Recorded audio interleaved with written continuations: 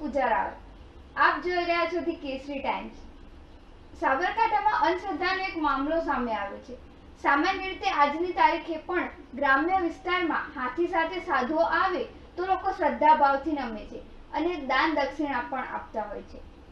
જોકે સાબરકાંઠાના હિંમતનગરના ગાંભોઈ વિસ્તારમાં હાથીના દર્શન કરવા જતા એક પરિવારે ₹30 લાખ ગુમાવ્યા હોવાનું ખુલતા પોલીસે એક આરોપીની અટકાયત કરી મુદ્દામાલ રિકવર કર્યો છે।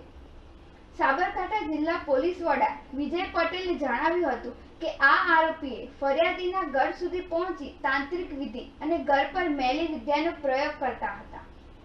ઉપરાંત આગામી સમયમાં જો કોઈ અયોગ્ય કામ થશે તો ઘરના તમામ લોકોનું મૃત્યુ થવાનો ભય પણ બતાવી રૂપિયા પડાવ્યા હતા।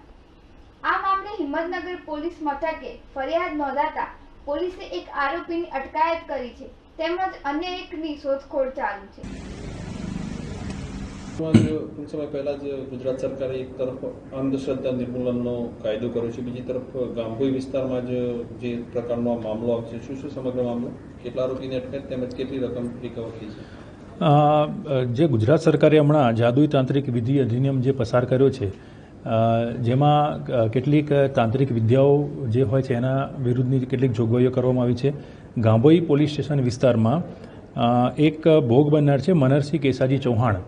એમને આવી જ એક ગેંગ જેઓ હાથી ભાડે રાખે છે અને હાથી સાથે એ લોકો બજારમાં નીકળે છે।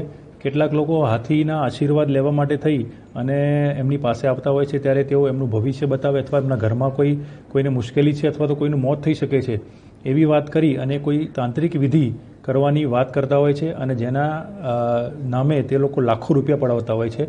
આવો જ એક ભોગ બનનાર અમારી પાસે લોકલ ક્રાઇમ બ્રાન્ચ ખાતે આવેલા હતા અને એમની આપવીતી સાંભળી આખા મામલાની તપાસ કરતાં અમને જાણવા મળેલ કે પરેશકુમાર મનુભાઈ પરમાર અને રમેશકુમાર તુલસીનાથ મદારી આ બંને આ સમગ્ર કાવતરું કરેલું।